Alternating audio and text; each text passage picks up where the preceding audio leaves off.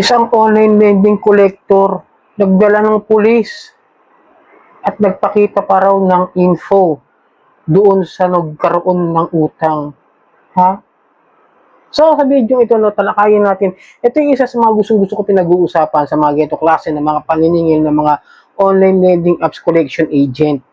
Okay? Pero bago natin simulan ng ating tatalakayin, maglalambing po muna ako sa inyo na pakipollow po at pakisuportahan po ang aking mga social media account ng Facebook, TikTok at ang aking YouTube channel. At kung nakatulong sa inyo ang video ito, ay malaking tulong din po ang simpleng pag-like, malaking tulong din po ang simpleng pag-share, at para updated po kayo sa mga usapang online lending apps, ay pakihit lang po yung notification bell. Disclaimer, hindi po ako nanghihikayat na mangutang kayo dito sa mga online lending apps. Ako po ay nagbibigay lamang po ng payo, gabay at patnubay kung paano nyo haharapin ang suliranin sa kung saan ay ang ginagawang paglabag ng mga OLA sa unfair debt collection practices, at kung saan mga ahensya kayo ng gobyerno maaaring lumapit o dumulog, ay aking sasabihin sa inyo at bibigyan ko kayo ng payo kung paano gagawin yan, at hindi rin po ako nanghihikayat na huwag magbayad ng utang.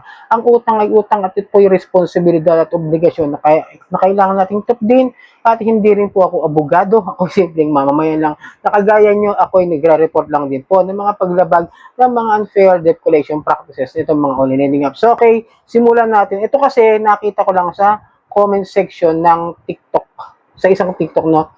Sa page po ito ng isang founder na si Kikay Bautista. Nakita ko lang sa comment, no, napadaan na pag-scroll ko sa comment section.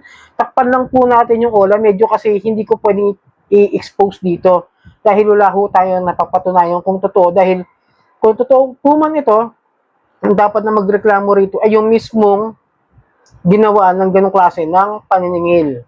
No, yung maling klase ng pamamaraan ng paniningil. Takpan lang natin yung issue rito, no, yung OLA, okay? Kasi medyo mabigat. Mahirap na makakasuhan tayo. Pag-uusapan natin yung maling paraan ng pagsingil. Ito po kasi yun, no, itong si OLA, nagdala ng pulis, nagpakita ng, alam nyo na, beng-beng, and naglabas ng info ko about sa ibang tao. So, may ganitong klase pala, no? Kung sakasakaling ito'y totoo, at kung ito ay maranasan ninyo, ito po lang may papayo ko sa inyo. Maging kalmado kayo sa oras na mangyari sa inyo yan. Kung sakasakali may dala talagang pulis at kayo'y ginaganyan sa inyong lugar dahil sa hindi lamang kayo nakapagbayad ng utang, unang-una yung tatandaan, mali po yung ganong klase ng proseso.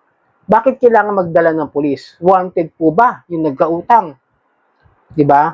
Kung may utang man yung tao, dapat daanin nila sa tamang proseso. Kagaya ng ginagawa ng mga tunay na kolektor. Malamang ito, no? Ito legit naman yung OLA na yan eh. Legit yan, nandyan. Ang tagal na po ng OLA na ito. Ayoko lang po munang ulit magbagitin, no? Pero ito, legit yan. Baka itong si collection agent, may mga kakilalang pulis, maaari ha, maaari may kakilala yung pulis tapos ginamit niya, o kaya nagpanggap na pulis. At kung sakaling mangyari sa inyo yan, kunin nyo yung pangalan ng pulis. Wala po silang dapat na na gawing hindi dapat. Kasi kung sila may dalang pulis, dapat may patunay sila na kayo may ginawang krimen. Tandaan nyo ha, criminal case po kasi kung sila magsasama ng pulis at kayo ay aarestuhin, at kung ano man yung problema na kinasasangkutan ninyo bukod dun sa utang. Maaari po kasi na ginagawa lamang po ng intimidating tactics o pananakot sa inyo yan. Ito napakalino niya kung nangyari sa inyo. Di ba? Kung ako man, nangyari sa kanya, ako gagawin ko ganito. Ay sir, wala akong problema kung ako ay nagkasala sa inyo sa batas. Pero tatanungin ko lang po, kung ano ba yung pagkakamali na gawa ko at kailangan nyo pumunta rito kasama ang isang maniningil ng lending company na yan. Kung ako po may utang, kausapin lang po ako. Pero kung ako ipapahiya ninyo at kakasahan nyo ng ganyan, papakitaan mo ka ng ganyan, may paglabag na po yan sa karapatan ko bilang isang borrower. Dahil kung kayo tunay at lehitimong pulis, tandaan nyo, isasabihin ninyo, ito, binibigay ko lang po yung aking point of view, yung aking gagawin ko sakaling mangyari yan. Kung kayo po ay talagang tunay na pulis, dapat po alam nyo yung sistema at proseso ng paniningil ng utang. Ngayon, kung kayo tunay na pulis, tanongin nyo, saan kayong department, saan kayong detachment, saan kayong presinto, anong pangalan niya, lahat tanongin nyo. May karapatan po kayo kasi kayo ho ay isang Pilipino na hindi nyo rin aintindihan kung bakit may kailangan na may dalang pulis yung kolektor. Kasi kung wala naman napapatunayan na may warrant kayo, pwedeng masabi natin na lumalabag sa administratibo itong pulis na ito. Diba? Kung totoong pulis siya. At kung siya ay hindi naman tunay na pulis, pwede siyang kasuhan ng identity theft. At tawag din yung isa yung pagpapanggap, yung kalimutan ko ito kasi nagpapanggap ng pulis para lang makapasningil ka, no, di ba? Yung panggaganap na attorney, ikaw ay judge, di ba? Falsification of in uniform, maaaring gano'n, no? Nakalimutan ko na eh. Pero syempre, pag kayo ginaganyan, may karapatan kayo magsalita. Huwag kayong basta-basta matatakot. Kung alam niyo na sarili yung utang lang naman talaga yung problema ninyo. At kayo at yung nagpunta sa inyo ay naniningil ng utang dahil yun ay isang lending company.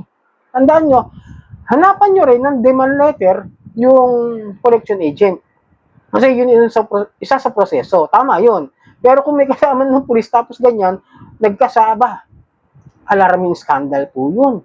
Bakit kailangan niya maglabas ng barel para lang singilin kayo sa utang? Bakit kailangan niya ipakita sa ibang tao yung inyong informasyon na kayo may utang doon sa lending company? Data privacy po yun. Maraming lalabagin yung tao na yan. At lalo kung mapatunayan na agent lang din pala nila at isang collector agent lang din pala yung nagpapanggap na pulis, mas malaki po yung pwedeng ikaso. Hindi lang doon sa mga tao nagpunta sa inyo, kundi pati sa kumpanya. Kahit malaking kumpanya, basta napatunayan nyo, mas maganda kung mangyayari sa inyo yan, mga kadyani, advice ko, bidyuhan nyo. Pag pumalag, sabihin nyo bakit karapatan ko lang ho naman na magkaroon ako ng ebidensya kung sakasakaling kayo may gagawin hindi maganda at kung may maling proseso, lalo na kung may mga CCTV rin kayo, wala silang magagawa ron. It's just for the safety purposes lamang po ang paglalabas ng cellphone. At hindi po para hamakin din sila. Mas maganda kasi yan, sinasabi ko eh, maging maingat. No? Tandaan nyo, no? Maaring gawin din kasi yan ng ibang lending company o ibang mga online loan apps kapag pumunta, magdala ng pulis, magdala ng attorney, kuno, mga ganyan, di ba? Pwede nilang gawin, kayang-kaya nilang gawin yan, magpapanggap lang yung mga yan, sasabihin, oh, ito yung attorney namin, kasama namin dito, maaaring gawin ng mga yan, pumunta pa sa barangay. Ako po, si attorney no case, sa 10 kaso, 11 po yung talo. Ganun. Magpapanggap niya na magaling, ang galing magsalita, pero yung sinabi, pag-isip na kayo kung bakit may attorney dyan sa barangay. At pinahihintulutan pa ni Kapitan. May paglabag din doon si Kapitan kapag ganyan.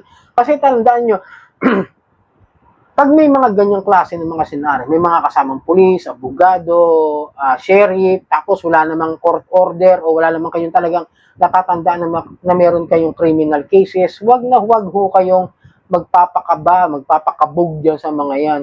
May laban po kayo, napakatibay po ng ebidensya, basta makakuhanan nyo lang ng video yan.